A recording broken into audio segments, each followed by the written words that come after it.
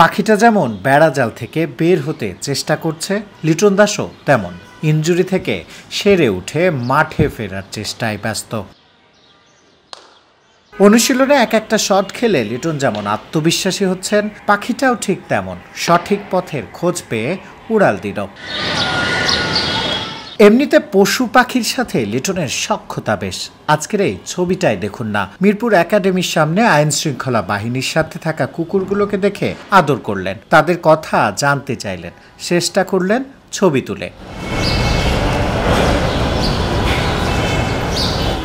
এরপর পোশাক বদলে মিরপুরের সবুজ ঘাস পাড়িয়ে লিটন ছুটলেন ইনডোরের দিকে। এদিন দৃশ্যটা একটু স্বস্তির, লিটনের হাতে আইস ব্যাগের বদলে ব্যাট।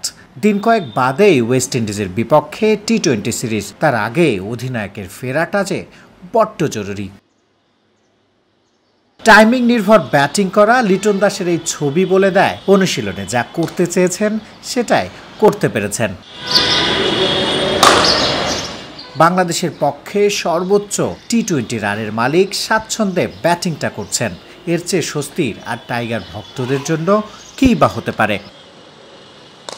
এই শটটা খেলে যেন লিটন বার্তা দিলেন, all is well, I am ready.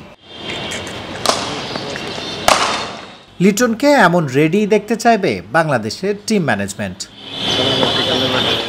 Net থেকে ছুটে আসা বল থেকে যেভাবে বাঁচলেন লিটনকে তেমন বাঁচতে হবে চোট থেকেও। এশিয়া কাপের মাঝপথে চোটে না পড়লে টাইগারদের মিশনটা সফল হতো বলে বিশ্বাসটি অনেকেরই। সেশন শেষ করে হাসি মুখে ইনডোর ছাড়েন লিটনের এই হাসি মুখই দেখতে চায় সবাই। লিটনের ব্যাটে চড়ে হাসতে চায় সবাই। অপেক্ষাটা এই ফুরলো বলে লিটন উড়ুক দলকে সঙ্গে করেই। শিহাব হাসান খান, ক্রিকেট 97, ঢাকা।